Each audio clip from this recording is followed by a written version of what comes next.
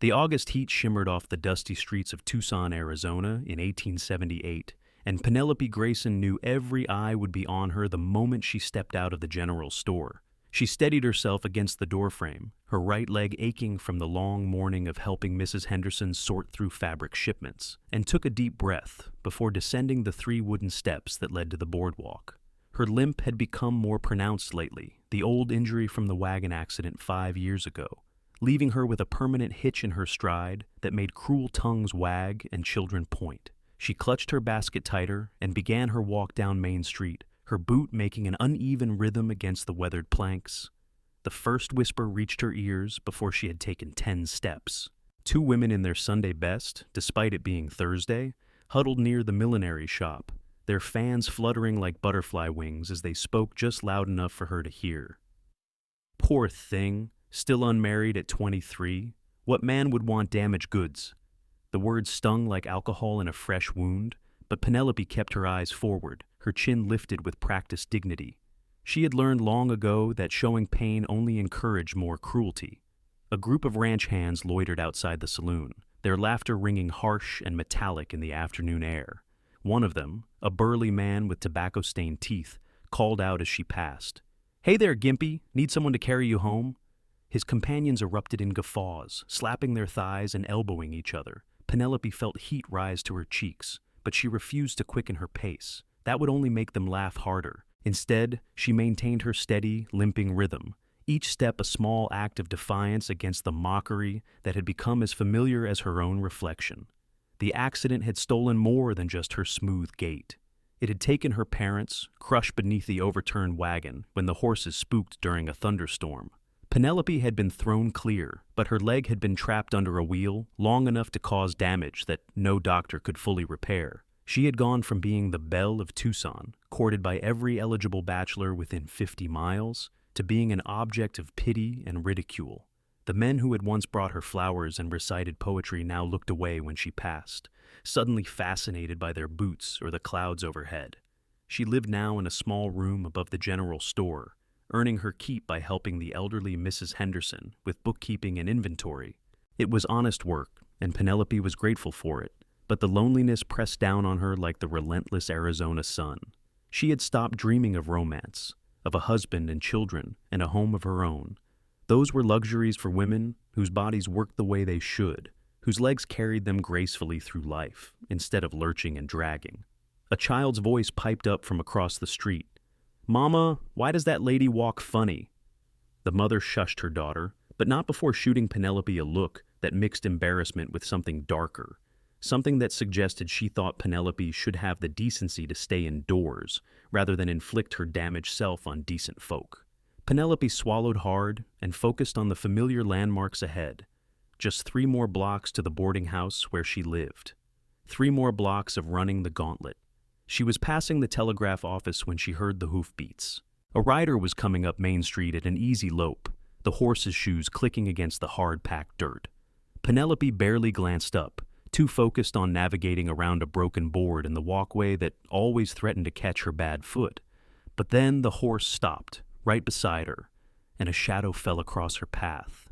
"Afternoon, miss."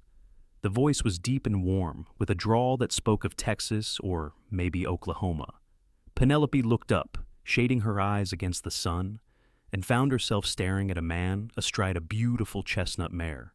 He was young, perhaps 25 or 26, with sun-bronzed skin and dark hair that curled slightly beneath the brim of his black hat. His eyes were the color of good whiskey, amber and gold, and they looked at her with something she had not seen in a long time: respect. "Good afternoon," she replied cautiously, waiting for the punchline, the jest that would turn this polite greeting into another humiliation. But the cowboy simply tipped his hat and dismounted in one fluid motion. He was tall, well over 6 feet, with broad shoulders and the lean, muscular build of a man who spent his days working cattle and breaking horses. "Name's Owen O'Brien," he said, extending his hand. "Just rode into town this morning. You look like you know your way around. Mind if I walk with you a spell? I could use some direction on where to find decent lodging that would not cost me a month's wages." Penelope stared at his outstretched hand as though it were a snake that might bite. Men did not offer to shake her hand. Men did not ask to walk with her. Men certainly did not look at her the way this stranger was looking at her, as though she were a regular woman deserving of courtesy and attention. Penelope Grayson, she stammered, finally taking his hand. His grip was firm but gentle, calloused from hard work, but careful not to squeeze too tight. "Pleasure to meet you, Miss Grayson." He released her hand and fell into step beside her, leading his horse with easy confidence. He matched his stride to hers naturally, neither rushing ahead nor hanging back, as though walking slowly beside a limping woman was the most natural thing in the world. "I am looking for work at one of the ranches nearby. Heard they pay good wages for men who know their way around cattle." Penelope felt eyes burning into her back. The ranch hands outside the saloon had gone quiet. The women by the millinery shop had stopped whispering to stare openly. Everyone on Main Street was watching this tall, handsome stranger walk beside Penelope Grayson as though she were a queen and he her chosen escort. She could not remember the last time she had walked beside someone rather than alone, could not recall when she had last felt the simple comfort of companionship. "The Morrison Ranch is hiring," she heard herself say. "They lost several hands last month to gold fever. Fools went chasing dreams up north and left Mr. Morrison short-staffed right before the fall roundup." Owen nodded thoughtfully. "Morrison Ranch, that close by?" "About 5 miles west of town. You cannot miss it. Biggest spread in the territory." She paused, then added, "As for lodging, Mrs. Chen runs a boarding house on 4th Street. Clean rooms, good food, fair prices. Better than the hotels, and quieter than bunking at the saloon." "Much obliged," Owen said, and she could hear the smile in his voice even without looking at him. They walked in companionable silence for a moment, and Penelope became acutely aware of how strange this must look. A beautiful man, clearly capable and strong, choosing to walk beside broken Penelope Grayson. She waited for him to make his excuses and leave, to realize his mistake, and mount his horse to ride away from the pitying stares and curious glances. Instead, he said, "Hot day. You look like you could use some refreshment. There a decent restaurant in this town, or do they all serve coffee that tastes like boot leather?" Penelope almost stumbled, catching herself against a post. "You are asking me to have coffee with you?" Owen looked at her with genuine confusion. "Well, yes, if you have got the time. I am new in town, and it would be nice to talk to someone friendly. Unless you have got somewhere to be. I did not mean to presume." "No, I just—" She trailed off, uncertain how to explain that no man had invited her anywhere in 5 years, that she had become invisible except as an object of mockery. "The Desert Rose Cafe has good coffee," she said finally, "and their apple pie is the best in the territory." "Perfect."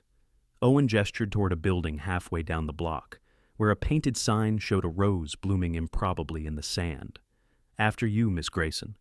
They crossed the street together, Owen still leading his horse, still matching his pace to hers without comment or complaint. Penelope felt as though she had stumbled into someone else's life, as though at any moment she would wake up in her narrow bed above the general store and realize this had all been a particularly vivid dream. But the boardwalk was solid beneath her uneven steps, and the man beside her was warm and real and smelled of leather and sage. The cafe fell silent when they entered. Mrs. O'Malley, who ran the place with her 2 daughters, froze in the act of pouring coffee for a table of merchants. The merchants themselves turned to stare. A couple in the corner stopped eating to gawk.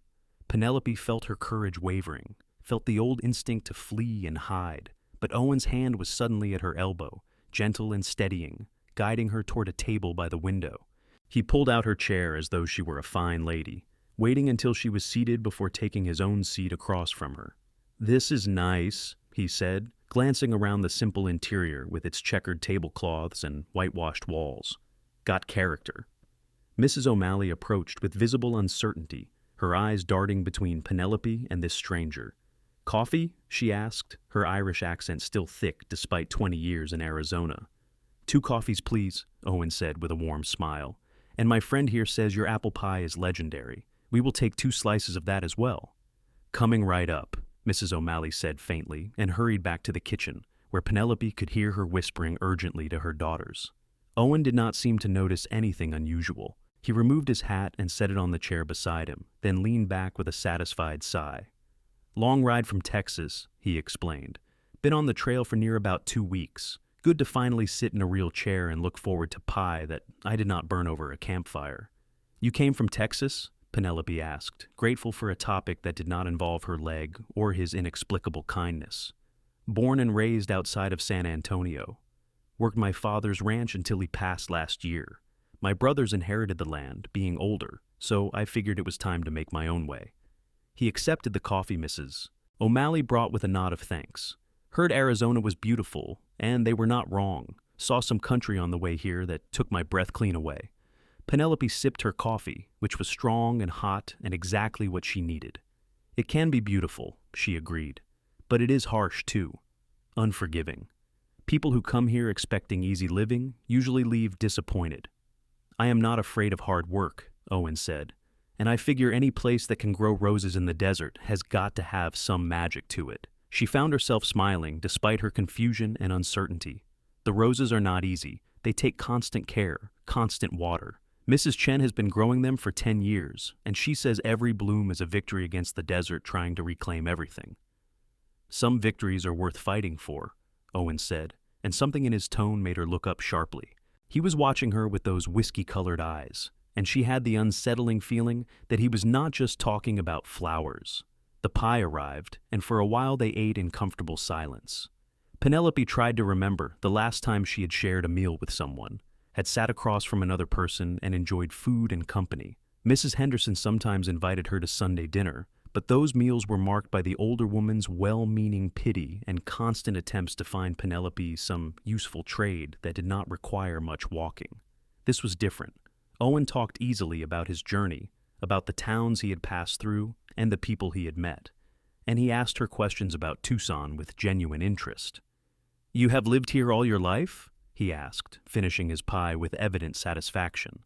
"Born here," Penelope confirmed. "My father ran the freight company before—" She paused, the old grief rising like dust in a windstorm. "Before the accident." Owen's expression softened. "I am sorry. Losing family is hard. It was 5 years ago," she said, as though that made the loss less heavy. "I manage." "I imagine you do." He studied her for a moment, then said something that made her heart skip. "You are strong. I can see that. Strong in ways that matter." Penelope did not know what to say. She looked down at her empty plate, at her work-roughened hands that no longer expected to wear a wedding ring. "You do not know me, Mr. O'Brien." "Owen, please." "And you are right. I do not know you yet. But I would like to, if you would allow it." She raised her eyes to meet his, searching for mockery or pity, for some sign that this was an elaborate jest. But his gaze was steady and sincere, without guile or hidden cruelty. "Why?" she asked bluntly. "Why would you want to know me?" Owen leaned forward, his elbows on the table. "Miss Grayson, I have been watching people since I rode into town this morning, seen folks turn their noses up at the Mexican families trying to sell vegetables in the market, seen rich men look through the poor like they are made of glass. And I have seen the way folks treated you when we walked down that street together." His jaw tightened. "I have got no patience for people who judge others by anything except their character. My mama taught me better than that. So, when I saw you walking with your head held high, despite every cruel look and whispered word, I saw someone worth knowing." Penelope felt tears prick her eyes and blinked them back fiercely. She would not cry, not here, not in front of the whole cafe that was still watching them with barely concealed fascination. "I am damaged," she said quietly. "The accident left me with a limp I will have for the rest of my life. I cannot dance. I cannot ride properly. I can barely make it 3 blocks without my leg aching. You seem like a good man, Owen O'Brien, and I do not want you wasting your kindness on me out of some misplaced sense of chivalry." "Who says it is misplaced?" Owen's voice was gentle but firm. "And who says your limp makes you damaged? My brother lost 2 fingers in a roping accident. My best friend back home has only 1 eye. My mother had a scar across her face from a fire when she was young. Did those things make them worth less? Did those things mean they did not deserve friendship and kindness and love?" He shook his head. "Miss Grayson, Penelope, if I may call you that, I have learned that what is inside a person matters a whole lot more than what is outside. And from what I have seen today, you have got more grace and dignity in your little finger than most people have in their whole bodies." She could not stop the tears now. They slipped down her cheeks and she wiped at them angrily with her napkin. "I am sorry. I am not usually so emotional." Do not apologize. Owen reached across the table and, with a careful gentleness that made her breath catch, touched the back of her hand. Seems to me you have been holding a lot inside for a long time. Sometimes tears are necessary, like rain on dry ground. They sat like that for a moment, his hand barely touching hers, while the cafe buzzed with whispers and speculation. Then Owen withdrew his hand and stood, dropping coins on the table to pay for their meal. I should go find that boarding house and then ride out to the Morrison Ranch. But I would like to see you again, if you're willing. Maybe tomorrow evening. I could come calling proper-like, if you would allow it. Penelope stood as well, her legs trembling slightly. This felt like standing on the edge of a cliff, like one step forward would send her plummeting into unknown territory. But Owen's eyes were steady and kind, and something in her chest that had been locked tight for 5 years was starting to crack open. I would like that, she heard herself say. I live above the general store. There is an outside staircase around back. I will be there at 6, if that suits you. 6 is perfect. They walked outside together, back into the harsh afternoon sun. Owen untied his horse and swung into the saddle with practiced ease. He looked down at her, and his smile was like sunrise. Thank you for the company, Penelope Grayson. You made my first day in Tucson something special.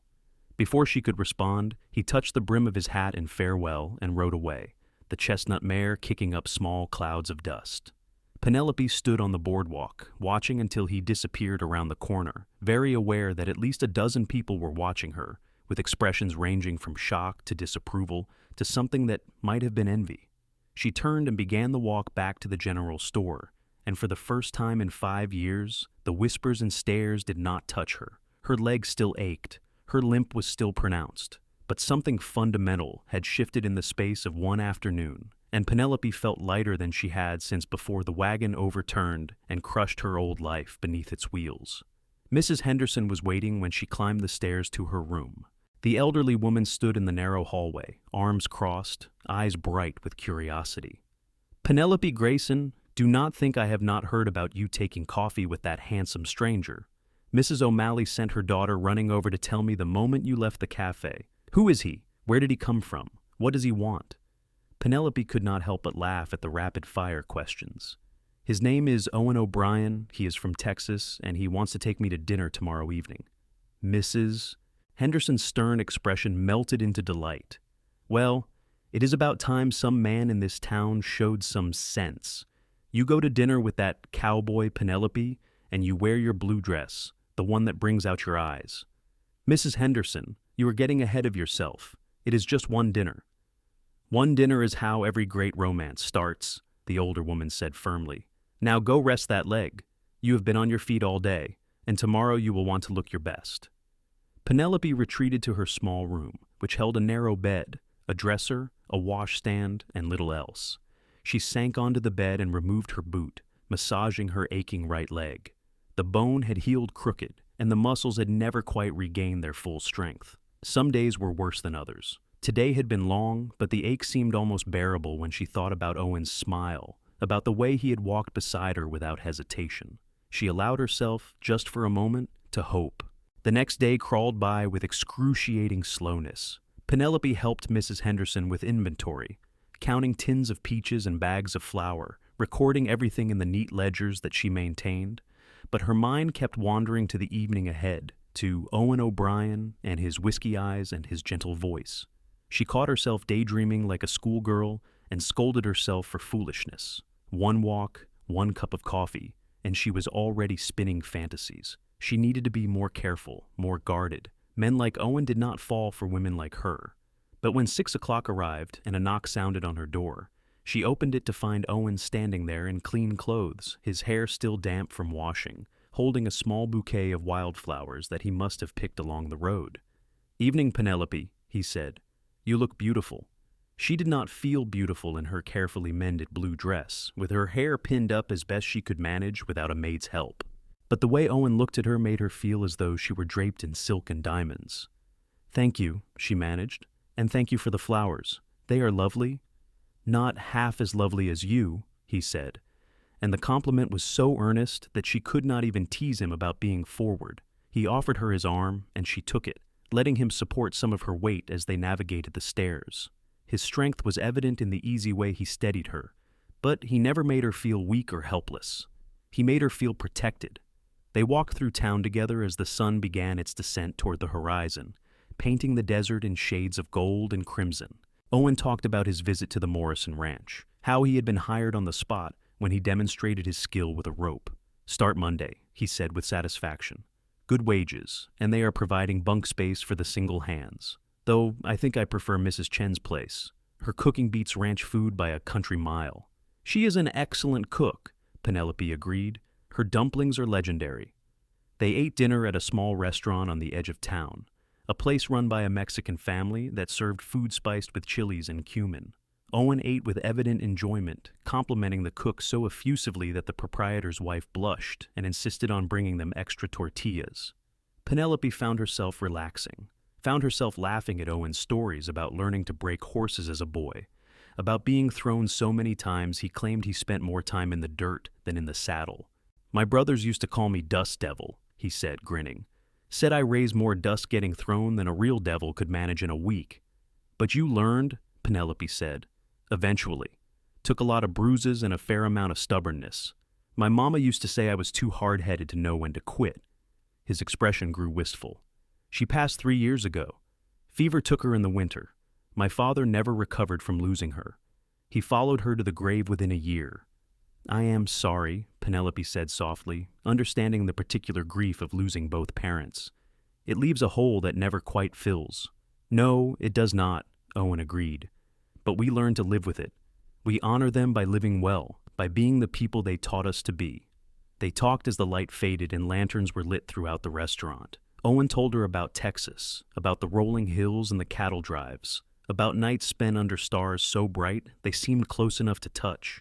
Penelope found herself sharing things she had not spoken about in years, her dreams before the accident of teaching school, of having children of her own someday, of building a life full of purpose and love. "You could still teach," Owen said. "A limp does not prevent you from educating young minds." "The school board would not hire me," Penelope said matter-of-factly. "They want teachers who can stand at the front of the classroom all day, who can chase after students at recess. I would be a liability." "Then the school board is full of fools," Owen said, with such vehemence that she blinked. "Penelope, you are one of the smartest people I have met. You know literature and mathematics, you keep complex business records for Mrs. Henderson, and you speak beautifully. Any school would be lucky to have you." "You barely know me," she protested, but her heart was singing. "I know enough," he said, "and I plan to know more, if you will let me." They walked back through town, under a sky scattered with stars.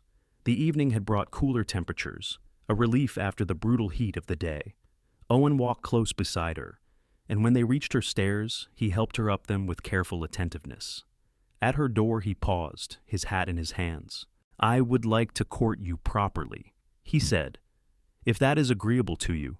I know we have only just met, but Penelope, I have not felt this way about anyone in a long time, maybe ever. There is something about you that makes me want to be a better man, that makes me want to build something lasting and true." Penelope's throat was tight with emotion. "Owen, you should know what you are getting into. People will talk. They will say terrible things about you choosing someone like me. You could have your pick of women in this town, women who are whole and undamaged." He stepped closer, and his hand came up to cup her cheek with infinite gentleness. "You are whole. Penelope, you are more whole than anyone I have ever met. And I do not give a damn what people say. I never have. Life is too short to live by other people's narrow-minded rules." His thumb brushed across her cheekbone. "Say yes. Let me court you. Let me prove that I am worthy of your time and your trust."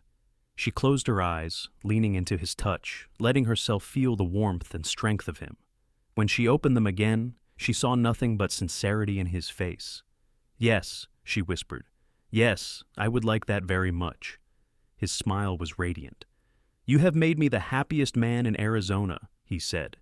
Then, with great care and courtesy, he kissed her forehead, a touch so gentle it felt like a blessing. "Good night, Penelope. Dream sweet." "Good night, Owen." She watched him descend the stairs and walk away into the night, his stride confident and easy. Then she slipped into her room and leaned against the closed door, her heart pounding. She felt as though she had been asleep for 5 years and was only now waking up, as though color had returned to a world that had been painted in shades of gray. The next weeks unfolded like a dream she was afraid to wake from. Owen came calling every evening after his work at the Morrison Ranch. Sometimes they walked through town, ignoring the stares and whispers that followed them everywhere. Sometimes they sat on the steps outside her room and talked as the stars emerged. He told her about his day, about the cattle and the horses, about learning the landscape of this new territory. She told him about her work, about the books she borrowed from the small town library, about the secret poems she wrote but never showed anyone. "I would love to read your poetry," Owen said one evening, as they sat watching the sunset turn the sky purple and orange. "They are not very good," Penelope protested, embarrassed. "I doubt that, but even if they were terrible, which I am certain they are not, I would still want to read them. I want to know your thoughts, Penelope. I want to understand how you see the world." So she brought him her journal, hands trembling, and watched his face as he read her words. He was silent for a long time, his expression intent, and she braced herself for polite criticism. Instead, when he looked up, his eyes were bright with unshed tears. "These are beautiful," he said hoarsely. "Penelope, you have a gift. This one here, about the desert blooming after rain, about finding beauty in harsh places, it is extraordinary." "You truly think so?" "I know so." He closed the journal carefully and handed it back to her. "You should publish these. Send them to magazines in San Francisco or New York. People need to read words like yours." She laughed at the impossibility of it, but warmth spread through her chest. Owen believed in her. He saw her not as damaged or pitiable, but as talented and worthy. It was a gift more precious than gold. Owen's presence in her life changed more than just her evenings. During the days when he was at the ranch and she was working for Mrs. Henderson, she found herself smiling for no reason, found herself humming old songs she had not thought about in years. Mrs. Henderson noticed and approved, often conspiring to give Penelope time off when Owen came to town on errands for the ranch. But not everyone was pleased. One afternoon, as Penelope was sweeping the boardwalk in front of the general store, 3 women approached her. She recognized them as the wives of prominent businessmen, the social arbiters of Tucson who decided who was respectable and who was not. The leader, Mrs. Thornton, a severe woman with steel-gray hair and a permanently pursed mouth, planted herself in front of Penelope with arms crossed. "Miss Grayson, we need to speak with you about your inappropriate behavior." Penelope set down her broom. "I beg your pardon?" "This unseemly relationship with that cowboy. You are making a spectacle of yourself, and by extension, making our entire town look foolish.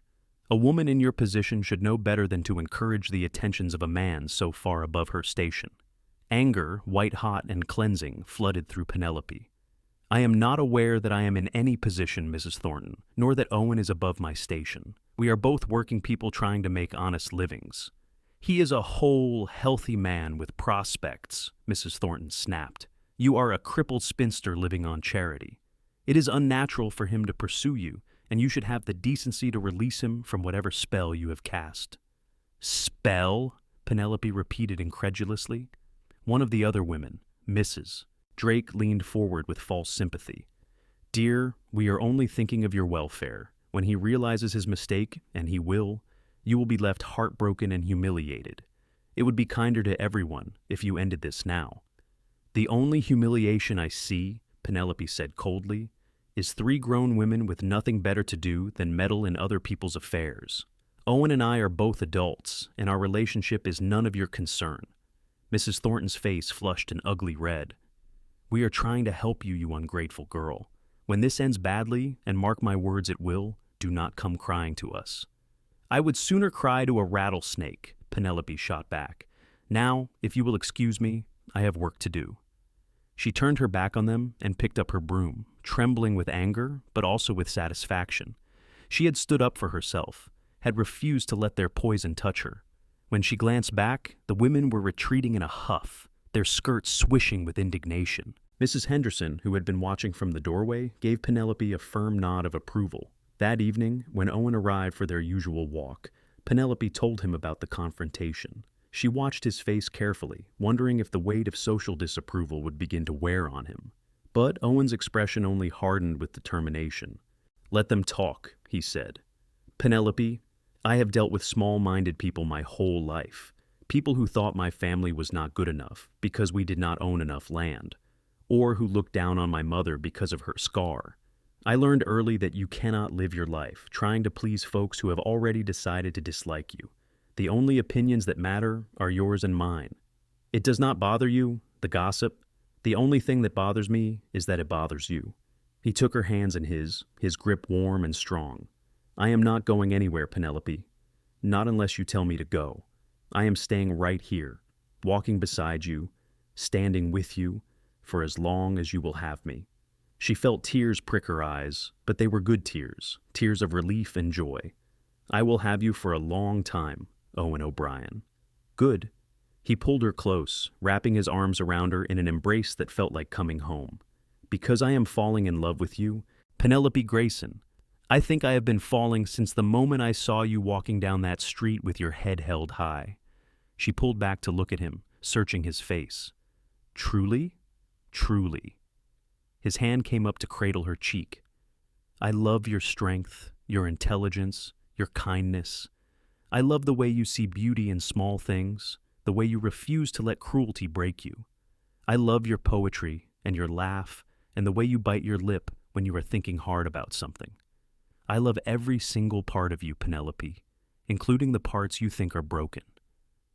"I love you too," she whispered, the words feeling both terrifying and liberating. "I did not think I could feel this way again. I thought that part of me died in the accident, but Owen, you have brought me back to life." He kissed her then, a real kiss, soft and sweet and full of promise. It was Penelope's first kiss in 5 years, and it felt like magic, like the desert blooming after rain.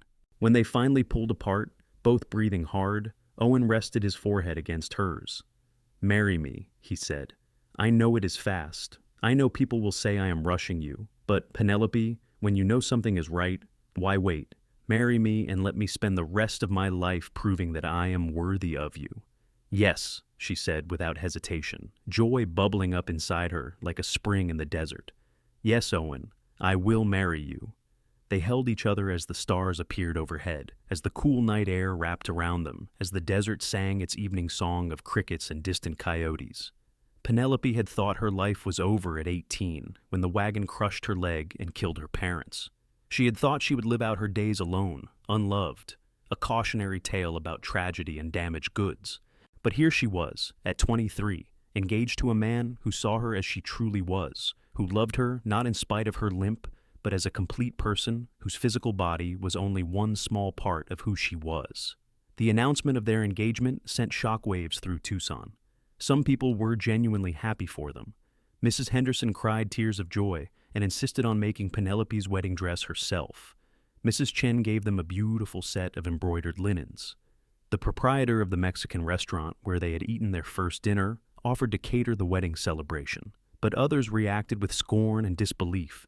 Mrs. Thornton and her circle spread rumors that Owen must be marrying Penelope for money, unaware that she had none, or that he had some secret scandal in his past that made him unmarriageable to decent women.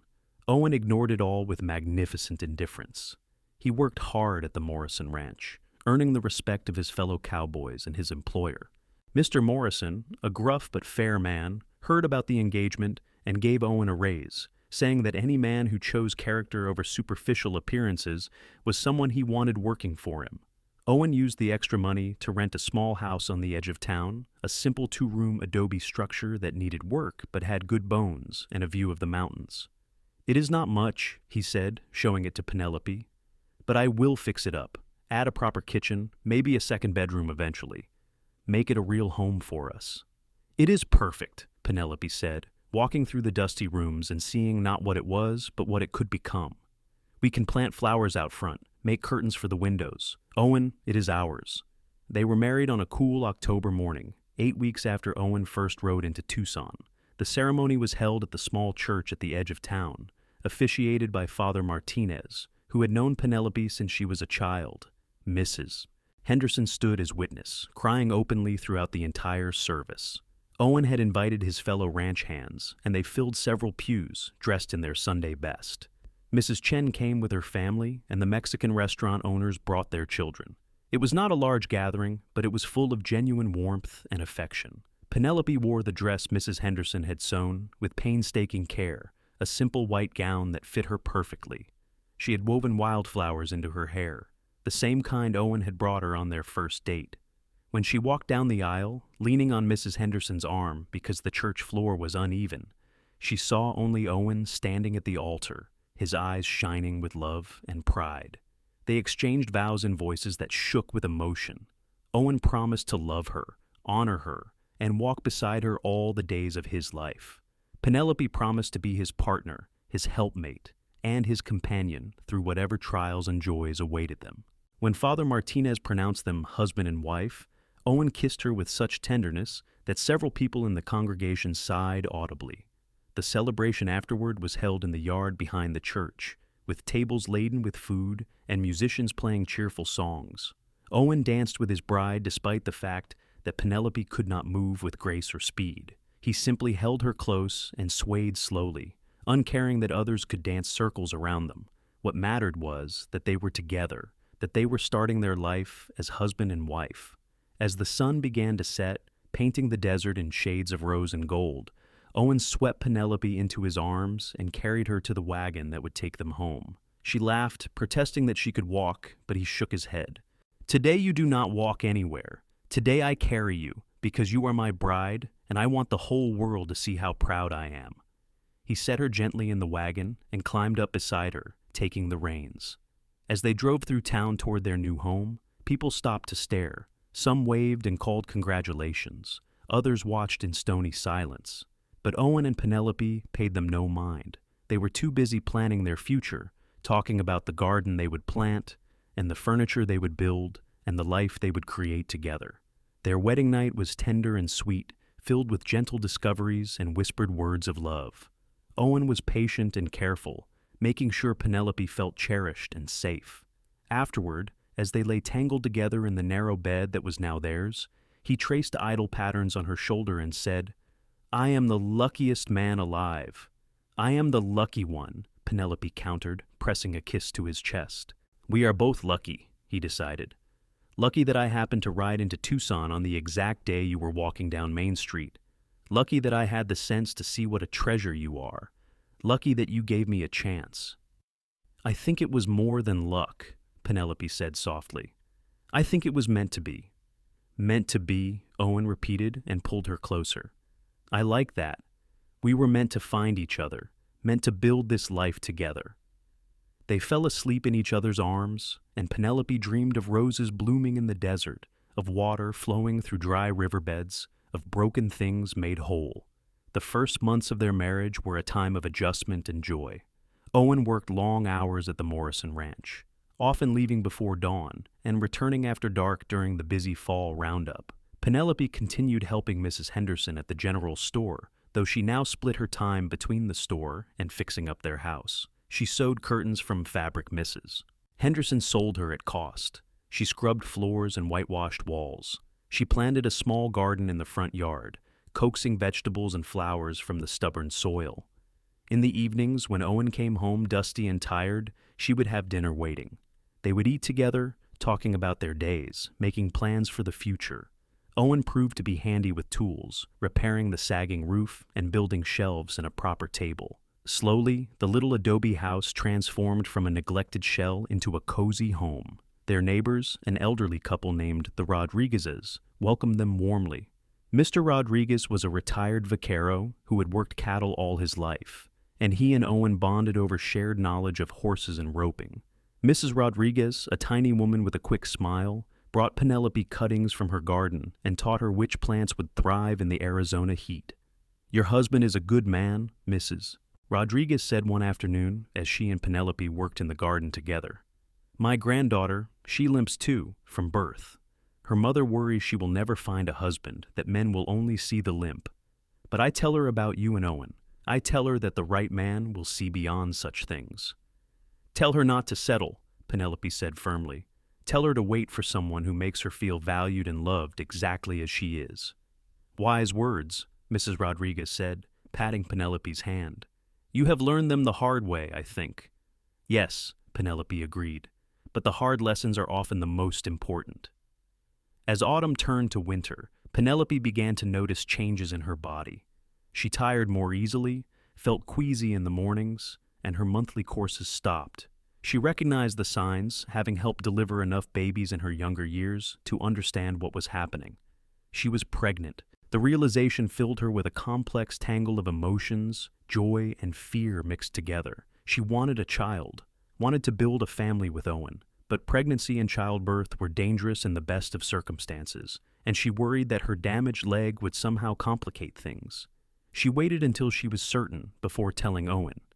One evening in December, as they sat by the fire he had built to ward off the winter chill, she took his hand and placed it on her still flat stomach.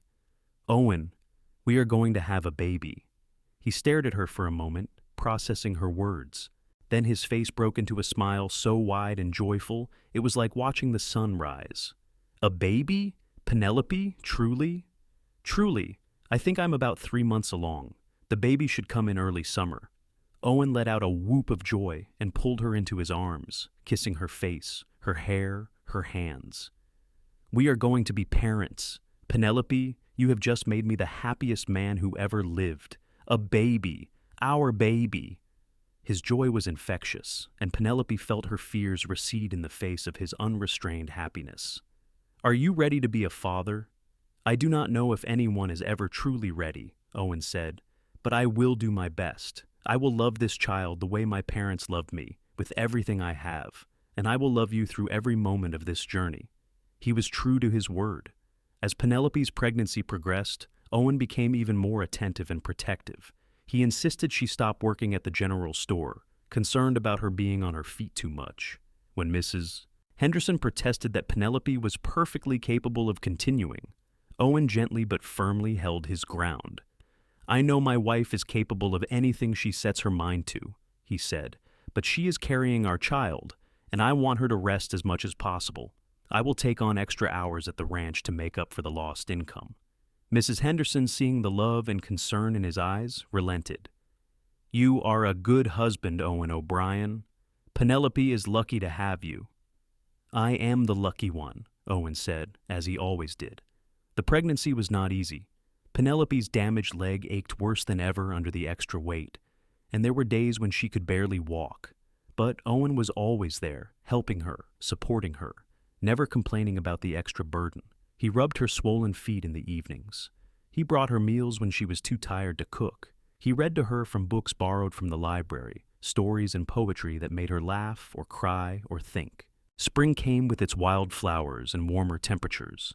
Penelope's belly grew round and prominent, and she felt the baby move inside her, little flutters and kicks that filled her with wonder.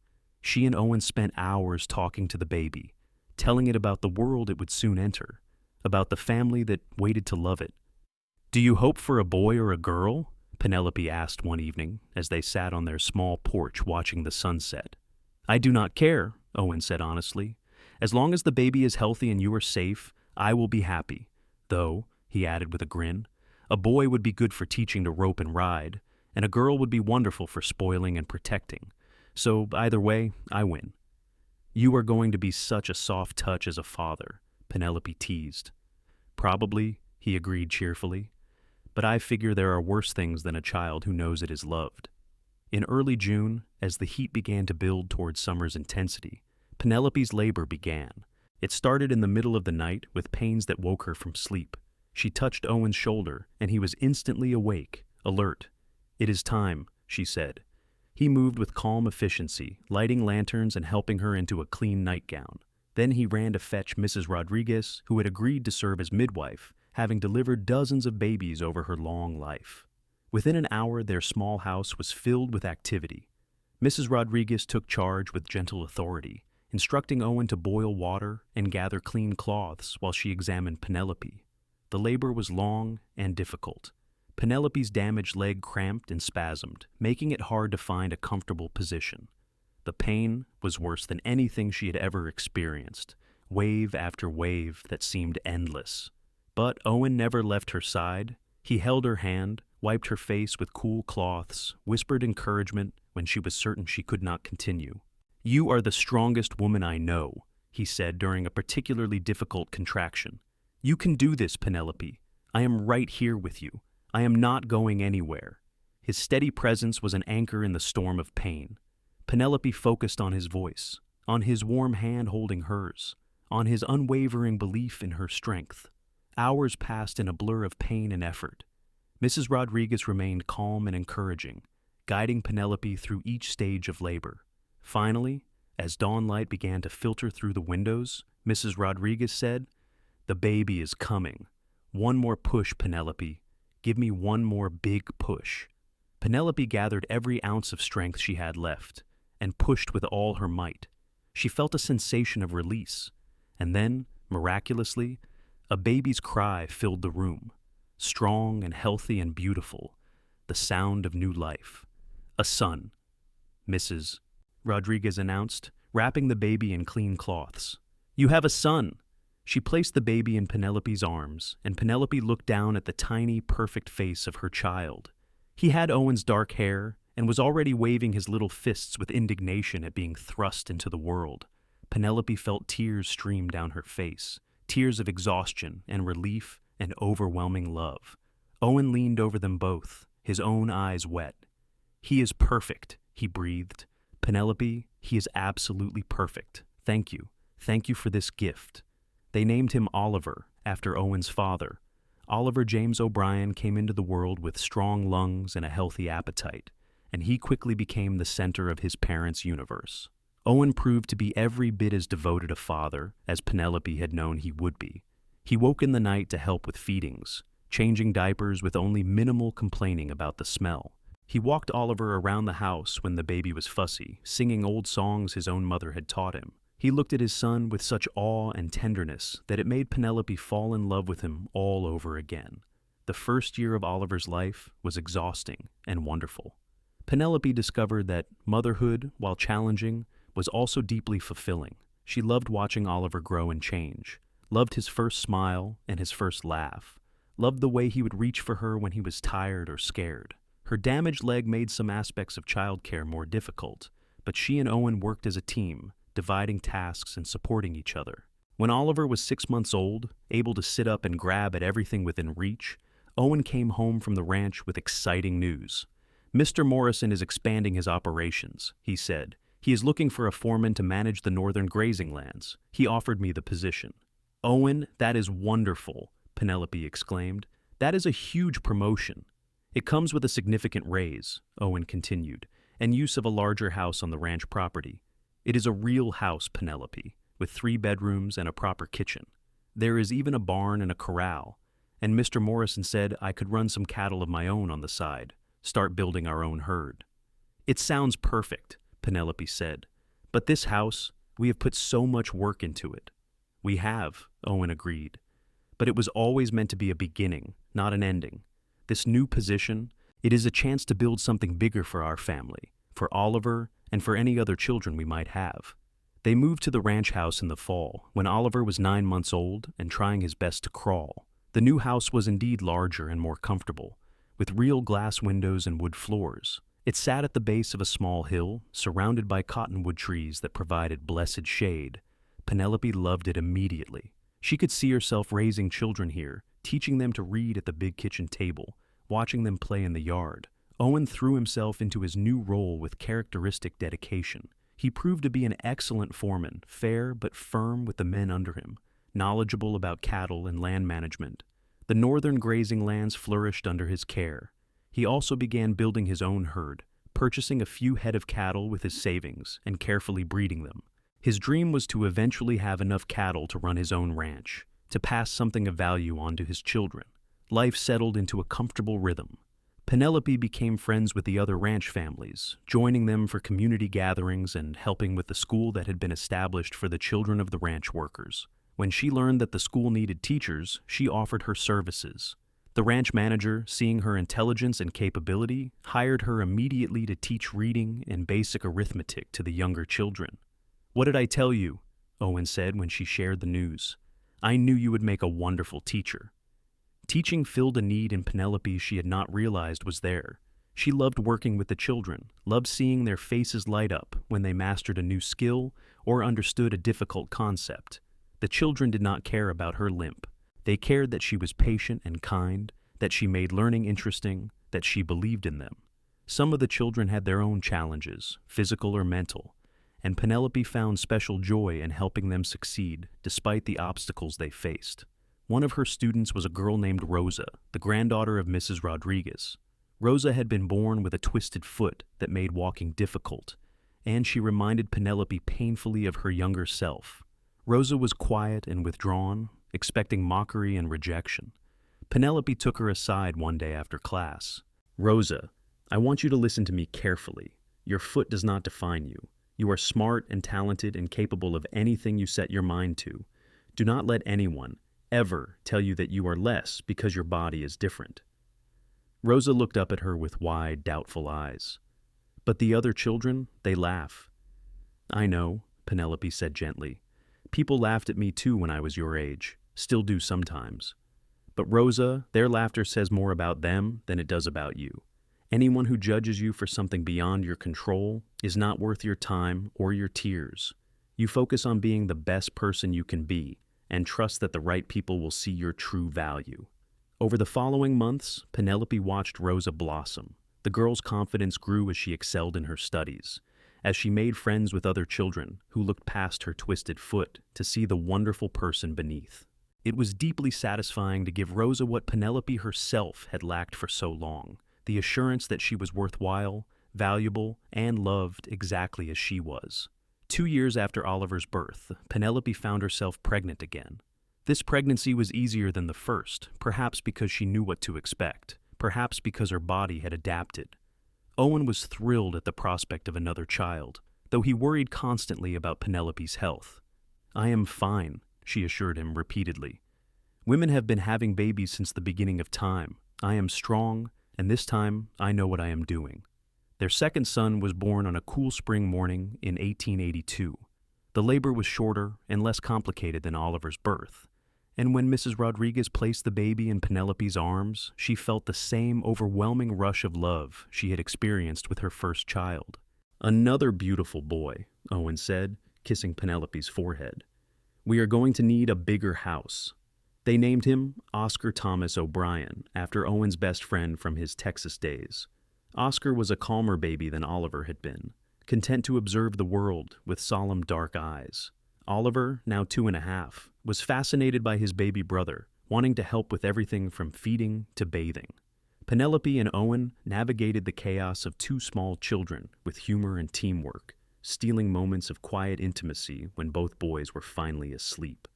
Life was full and busy and deeply satisfying.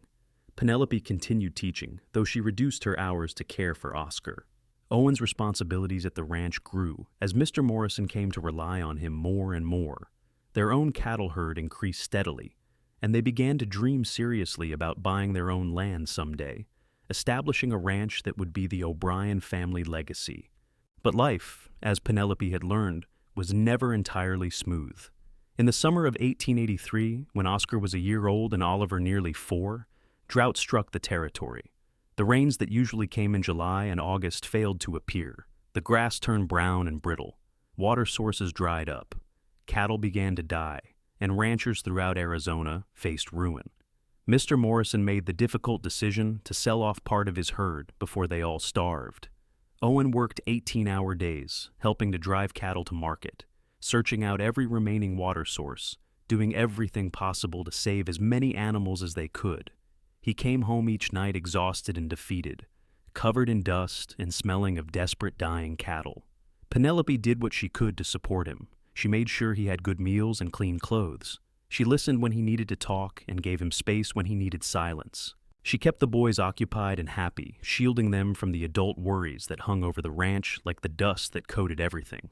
"I do not know if we are going to make it through this," Owen said one night, his voice hollow with exhaustion.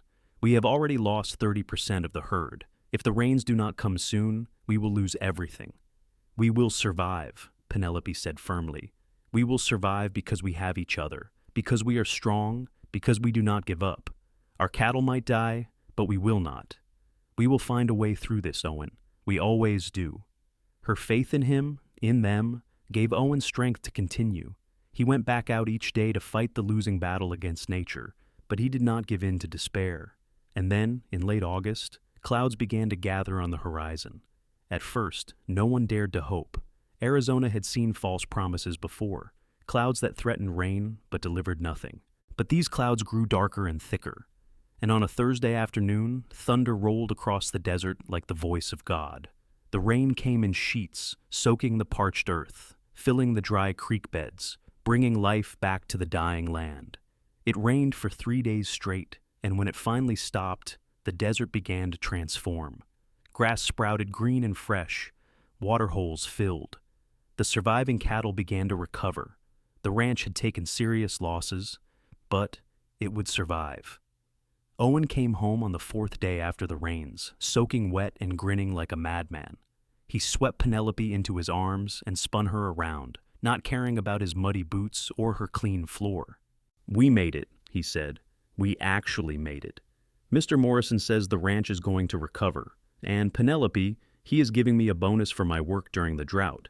He said without my management, they would have lost twice as many cattle. We have enough now, enough to make a down payment on our own land." Penelope's heart soared. "Owen, are you serious?" "Dead serious. There is a section of land about 5 miles from here, good grazing, natural water source. The owner wants to sell and move back east. We could buy it, Penelope. We could start our own ranch, build our own legacy." They bought the land in the fall of 1883, 200 acres of rough but beautiful territory backed up against the mountains. It would take years to build it into a proper working ranch, but they were young and strong and willing to work hard. Owen continued his position as foreman, while slowly developing their own property on weekends and evenings. Penelope helped whenever she could, doing bookkeeping and planning while caring for the boys. By 1885, when Oliver was 6 and Oscar nearly 4, they had built a modest ranch house on their own land and moved their growing cattle herd to their own pastures. Owen resigned from his position at the Morrison Ranch, though he parted on excellent terms and threw himself full-time into building the O'Brien Ranch. It was back-breaking work, but it was their work, and there was deep satisfaction in that. Penelope taught the boys at home, both of them proving to be bright and curious. Oliver was adventurous and energetic, always getting into mischief. Oscar was quieter and more thoughtful, often found reading books far too advanced for his age. She loved them both fiercely, loved watching them grow into their own personalities, loved the family she and Owen had built together. One evening, as they sat on the porch of their ranch house, watching the sun set over land that was truly theirs, Owen took Penelope's hand. "Do you ever think about that first day we met?" he asked. "When I rode into Tucson and saw you walking down Main Street?" "I think about it often," Penelope admitted. "I think about how lost I was, how certain I was that my life was over. And then you appeared, like something out of a story, and everything changed." "You changed my life too," Owen said. "Before I met you, I was just drifting, looking for work and a place to settle. But you gave me purpose, gave me a reason to be a better man. You and the boys, you are my whole world." "We have built a good life," Penelope said softly. "Not an easy one, but a good one." "The best life," Owen agreed. He pulled her closer, and she rested her head on his shoulder, breathing in the familiar scent of him, leather and sage and home. "Penelope, I want you to know something. You are the strongest, most remarkable woman I have ever known. Your limp does not define you. It never has. What defines you is your courage, your kindness, your refusal to let the world break you. I am proud to walk beside you. I will always be proud to walk beside you." Tears slipped down Penelope's cheeks. After all these years, his words still had the power to move her, to heal old wounds she had thought would never close. "I love you, Owen O'Brien. I loved you from the moment you offered to walk with me, when no one else would. I will love you until my last breath and beyond." They sat together as darkness fell and stars emerged in the vast Arizona sky. Inside the house, their sons slept peacefully, safe and loved. Around them, their land stretched out in all directions, rough and beautiful, and theirs. It had been 10 years since a young cowboy rode into Tucson and chose to walk beside a limping woman. 10 years since Penelope had dared to hope for happiness. Those 10 years had been filled with challenges and triumphs, with hard work and deep love, with the slow, steady building of a life worth living. In 1887, Penelope became pregnant with their third child. She was 32 now, and this pregnancy felt different from the others, more tiring, more difficult. But she was determined to give birth to this child, to expand their family one more time. Owen hired a woman from town to help with the household and the boys, freeing Penelope to rest as much as possible. The baby was born in early spring, and this time it was a daughter. Owen wept openly when Mrs. Rodriguez, still spry enough at 70 to deliver babies, placed the tiny girl in his arms. "A daughter," he breathed. "Penelope, we have a daughter." They named her Patricia Grace O'Brien, and she was the image of her mother, with the same delicate features and thoughtful eyes. Oliver and Oscar were enchanted by their baby sister, treating her like a precious doll. The O'Brien family was complete. As the years passed, the ranch prospered. Owen proved to be an excellent cattleman, and their herd grew steadily. They hired ranch hands to help with the work, and the O'Brien Ranch became known throughout the territory for quality livestock and fair dealing. Penelope's teaching expanded as well. She began holding classes for ranch children in a small schoolhouse Owen built on their property, educating not just her own children, but a dozen others whose families worked nearby ranches. Rosa, the girl with the twisted foot who Penelope had mentored years ago, came to work as her teaching assistant when she was 18. Rosa had grown into a confident, educated young woman who wanted to help other children the way Penelope had helped her. Together, they created a school environment where every child, regardless of physical ability or background, was valued and encouraged. Oliver grew into a fine young man, tall and strong like his father, with his mother's quick mind. He learned the ranching business from Owen, proving to have a natural talent with horses and cattle. Oscar developed a passion for books and law, and at 16 he left for San Francisco to pursue formal education, the first O'Brien to attend university. Patricia, or Patty as everyone called her, showed signs of inheriting her mother's gift for words and teaching. On a warm evening in 1895, when Penelope was 40 and Owen 42, they sat together on their porch as they had done countless times before. The ranch house had been expanded over the years, now a sprawling adobe structure with 6 bedrooms, a large kitchen, and a parlor that could hold the entire family comfortably. Oliver, now 18, was out checking the herds. Patty, 8 years old, was inside doing her lessons. Oscar was away at school. "We are getting old," Penelope said with a smile, looking at Owen's face, weathered by years in the sun but still handsome to her eyes. "Speak for yourself," Owen teased. "I am in my prime." "You are graying at the temples," she pointed out. "Distinguished," he countered. "I prefer to think of it as distinguished."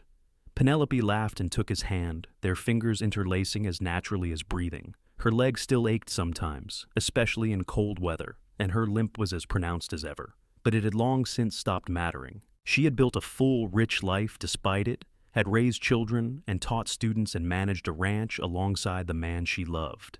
The mocking voices that once followed her down the streets of Tucson were silent now, replaced by respect and affection from the community they had become part of. "Do you ever regret it?" she asked suddenly. "Choosing me? You could have had an easier life with a woman who was not damaged."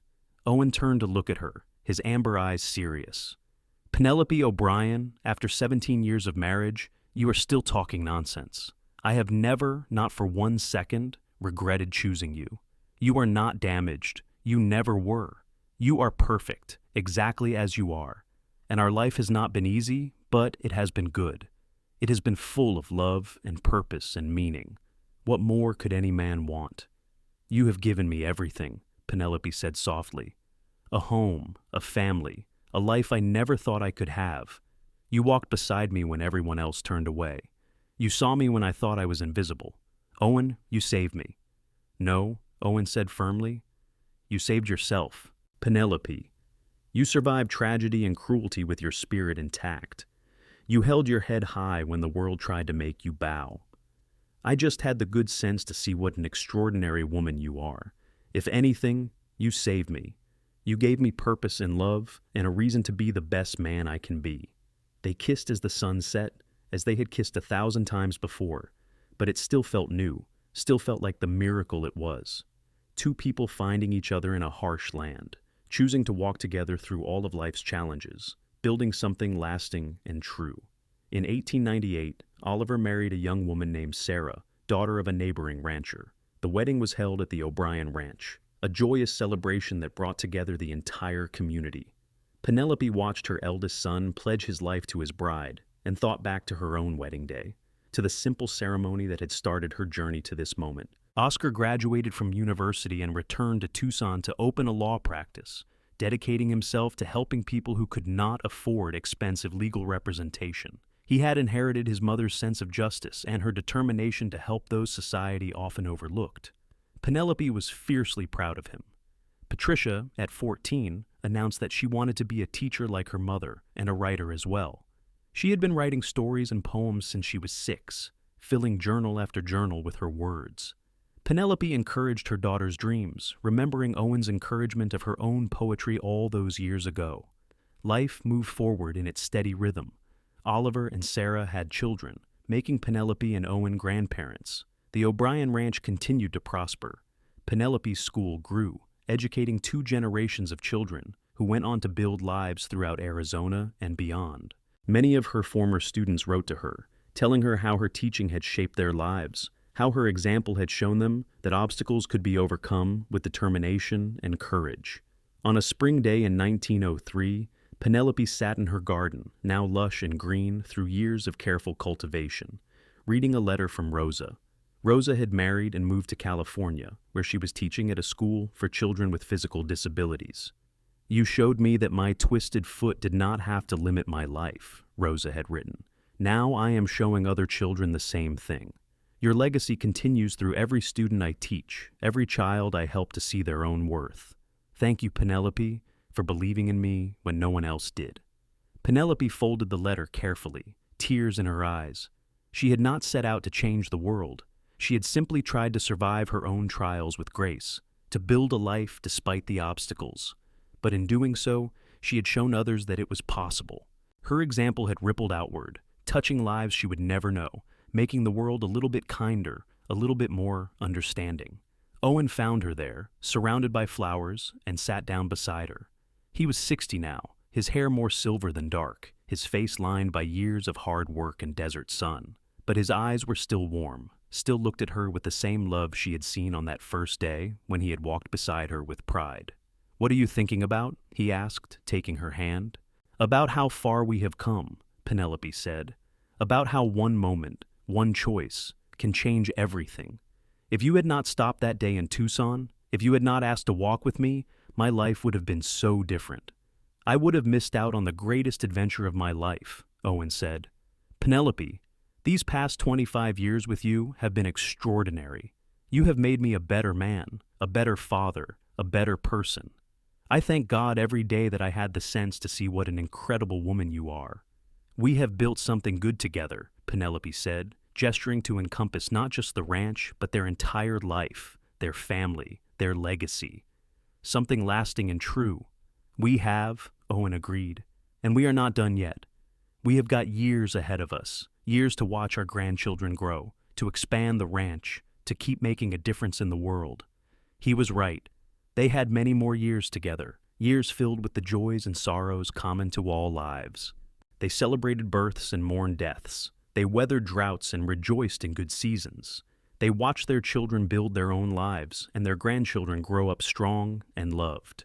Through it all, Owen remained true to his first promise. He walked beside Penelope with pride, never ashamed of her limp, never treating her as less than whole.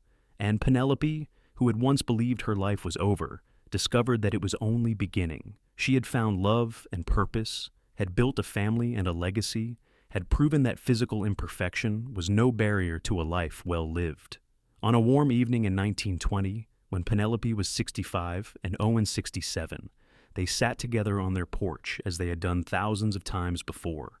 Their ranch sprawled around them, now run primarily by Oliver and his sons, though Owen still helped with major decisions. Their grandchildren and great-grandchildren filled the house with noise and laughter during family gatherings. 42 years, Penelope said, marveling at the number. "We have been married 42 years. "Best 42 years of my life," Owen said.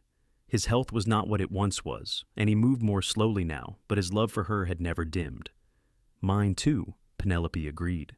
Her leg troubled her more now, arthritis adding to the old injury, but she no longer cared. She had lived a full life, had accomplished more than she ever dreamed possible. The girl who had limped through Tucson expecting mockery had become a respected matriarch, a successful teacher, a beloved wife and mother. "Do you remember that first day?" Owen asked, echoing her thoughts. "When I asked to walk with you?" "Every detail," Penelope said. "I thought you were either crazy or playing some cruel joke. I could not understand why any man would choose to walk beside me." "I saw what everyone else was too blind to see," Owen said. "I saw strength and grace and dignity. I saw a woman who refused to be broken by life's cruelties. I saw you, Penelope, the real you, and I fell in love right there on Main Street." "You changed my life," she said, turning to look at him. This man who had given her everything, who had walked beside her through 42 years of joys and trials. "We changed each other's lives," Owen corrected. "That is what love does. It transforms us, makes us better than we were alone." They sat in comfortable silence as the sun set, painting the sky in brilliant shades of orange and purple. The desert had not changed much in the 42 years since Owen rode into Tucson. It was still harsh and unforgiving, still beautiful and full of hidden wonders. But Penelope's life had transformed completely. She had gone from broken and mocked to whole and respected, from alone to surrounded by family, from hopeless to deeply fulfilled. And all because a cowboy had chosen to walk beside her with pride, to see her worth when the world saw only her limp, to love her exactly as she was. That single act of kindness and courage had rippled outward, changing not just Penelope's life, but the lives of everyone she touched. Her children carried forward the lessons of compassion and determination she had taught them. Her students became teachers and leaders who valued character over appearance. Her example inspired others facing their own challenges to keep fighting, to keep believing that they were worthy of love and happiness. As darkness fell and stars emerged in the vast Arizona sky, Owen helped Penelope to her feet. Together, they walked slowly into their house, his arm around her waist, supporting her as he always had. Inside, the house they had built together waited, warm and welcoming, filled with the memories of a lifetime. Penelope looked around at the photographs on the walls, the furniture worn smooth by years of use, the books and mementos of a life well lived. She thought about the journey that had brought her here, from tragedy and mockery to love and fulfillment. She thought about the man who had chosen to see her when she thought she was invisible, who had loved her when she thought she was unlovable. And she smiled because she knew with absolute certainty that she was blessed. Blessed to have survived, blessed to have found Owen, blessed to have built this remarkable life. Her limp would be with her until her last breath, but it no longer defined her. She was so much more than her damaged leg. She was a wife, a mother, a grandmother, a teacher, a writer, a rancher. She was Penelope O'Brien, and she had lived a life of purpose and meaning and deep, abiding love. That night, as she lay in bed beside Owen, listening to his steady breathing, Penelope reflected on the young woman she had once been, limping through town with her head held high despite the mockery. She wished she could tell the young woman that everything would be all right, that love would find her, that her life would be more wonderful than she could possibly imagine. But then again, perhaps that young woman had known. Perhaps some part of her had never stopped believing in the possibility of happiness, had never quite given up hope. And when Owen appeared, offering to walk beside her, she had been brave enough to take that chance, to open her heart to love despite the risk of being hurt again. That bravery had made all the difference. It had led to this life, this love, this legacy. And as Penelope drifted off to sleep, secure in the circle of Owen's arms, she knew that she would not change a single moment of her journey. Every trial, every hardship, every moment of pain and doubt had led her here, to this perfect place, beside the man who had always seen her worth. The story of Penelope and Owen became legend in their family, passed down through generations. Their great-grandchildren would tell their own children about the cowboy who had walked beside the limping woman with pride, who had loved her fiercely and built a ranch and a dynasty with her. They would tell about Penelope's strength and courage, about how she had overcome mockery and tragedy to build a life of meaning and impact. And always the moral of the story was the same. That true love sees beyond surface imperfections to the soul beneath.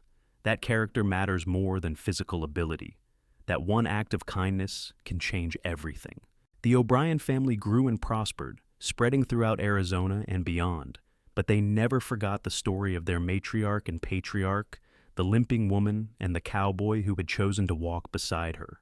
Penelope lived to see her 75th birthday, surrounded by children and grandchildren and great-grandchildren, all of them testaments to the life she and Owen had built together. Owen passed peacefully in his sleep at 79, his hand still holding hers after 56 years of marriage. Penelope followed him 8 months later, unable to imagine life without her companion, her love, her best friend. They were buried together on a hill overlooking the ranch they had built from nothing, under the vast Arizona sky they both had loved. Their graves were marked with simple stones that bore their names and dates, and a single inscription chosen by their children. They walked together with pride, and so they had. Through triumph and tragedy, through hardship and joy, through all the years of their long lives, they had walked together. Owen had seen Penelope's worth when the world saw only her limp, and Penelope had loved Owen with a depth and loyalty that never wavered. Together, they had proven that true love transcends physical imperfection, that character and courage matter far more than society's narrow definitions of worth. Their story lived on, inspiring generation after generation of O'Briens to look beyond surface appearances, to value character above all, to stand with those whom society overlooked or mocked. And in a larger sense, their story was a testament to the power of choosing love over judgment, compassion over cruelty, courage over conformity. In the end, Penelope and Owen's legacy was not just the prosperous ranch or the large family, or the students whose lives they had touched. Their legacy was the simple, revolutionary idea that every person has worth, that everyone deserves to be seen and valued exactly as they are. It was the understanding that we all have something to offer the world, regardless of our physical limitations or society's prejudices. And it all began on a hot August day in Tucson, Arizona, when a cowboy chose to walk beside a limping woman with pride, and in doing so, changed both their lives forever. It was a moment of connection that blossomed into a lifetime of love, a small act of kindness that rippled outward to touch countless lives. It was, in its own quiet way, a revolution of the heart, a triumph of love over mockery, of hope over despair, of seeing beyond what is broken to recognize what is beautiful. Penelope and Owen's story reminds us all that we have the power to change lives through our choices. That one moment of genuine compassion can alter someone's entire trajectory. It teaches us to look beyond physical imperfections to see the person beneath, to offer dignity and respect to everyone we encounter, to walk beside those whom others abandon, and perhaps most importantly, it shows us that love, true love, is not diminished by physical imperfection or societal disapproval. Instead, it flourishes when we have the courage to be vulnerable, to open our hearts despite the risk of pain, to choose connection over isolation. Penelope and Owen found each other against all odds, and they built something beautiful and lasting that continues to inspire long after they are gone. Their love story is a reminder that we all deserve to be seen, to be valued, to walk through life with someone who is proud to be beside us. It is a call to be that person for others, to offer the gift that Owen gave Penelope, the simple but profound act of walking beside someone with pride, of seeing their worth when the world sees only their flaws. And so, the story ends not with death, but with legacy, not with sorrow, but with celebration of a life well lived and a love that conquered all obstacles. Penelope and Owen's journey from that first meeting on Main Street to their final rest on the hill overlooking their ranch is a testament to the enduring power of love, courage, and human dignity. It is a story that will be told for generations, inspiring others to look beyond the surface, to choose compassion, to walk with pride beside those whom society deems unworthy. In the vast sweep of history, in the endless march of time, most lives are forgotten, but some stories endure, passed down through the years, because they contain essential truths about what it means to be human. Penelope and Owen's story is one of those tales, a reminder that love transcends physical limitations, that one person's kindness can change everything, that we all have the power to make the world a little bit kinder, a little bit more just. And whenever an O'Brien descendant faces mockery or judgment, whenever they feel broken or unworthy, they remember the story of their ancestors, the limping woman and the cowboy who loved her. They remember that true worth is not determined by physical perfection or society's approval, but by character, courage, and the capacity to love and be loved. They remember that somewhere in their past, a man chose to walk beside a woman with pride, and that simple choice created a legacy of love that would endure forever. This is the story of Penelope Grayson and Owen O'Brien, two ordinary people who built an extraordinary life together. It is a story of overcoming obstacles, of finding love in unexpected places, of the transformative power of seeing and being seen. It is a story that reminds us all that we are worthy of love, that our imperfections do not diminish our value, that somewhere out there is someone who will walk beside us with pride, who will see our true worth when the world sees only our flaws. And perhaps most beautifully, it is a story that proves happy endings are possible, even for those who have known tragedy and mockery, even for those who thought their story was over before it truly began. Penelope thought her life ended when the wagon crushed her leg and killed her parents, but it was only the first chapter of a much longer, richer story, one that would touch countless lives and create a legacy of love and compassion that would echo through the generations. So let their story be an inspiration and a challenge, to see beyond surface appearances, to offer kindness to those whom society overlooks, to walk with pride beside those who limp, to choose love over judgment, connection over isolation, courage over conformity. Let it remind us that we all have the power to change lives, that our choices matter, that one moment of genuine compassion can alter the course of history. And let it reassure us that love is real, that happy endings are possible, that even in the harsh desert of life's trials, roses can bloom, water can flow, and two people can find each other and build something beautiful that will last forever. This is the gift that Penelope and Owen gave to the world, proof that love conquers all, that true worth cannot be diminished by physical imperfection, that we all deserve to walk through life beside someone who is proud to hold our hand. Their story began with mockery and ended with legacy, started with a limp down Main Street and concluded with a love that changed the world. And that, perhaps, is the greatest love story of all, not the tale of perfect people finding perfect love, but the story of flawed, wounded, real people who chose each other, who walked together through all of life's challenges, who proved that love is not about perfection, but about seeing and valuing each other exactly as we are. Penelope and Owen's love story is a beacon of hope for anyone who has ever felt unworthy, anyone who has been mocked or judged, anyone who wondered if they would ever find someone to walk beside them with pride. The answer is yes. Love is possible. Happy endings are real. And somewhere, somehow, there is someone who will see your worth, who will choose you, who will walk beside you for the rest of your days. You just have to be brave enough, like Penelope, to take that chance when it comes.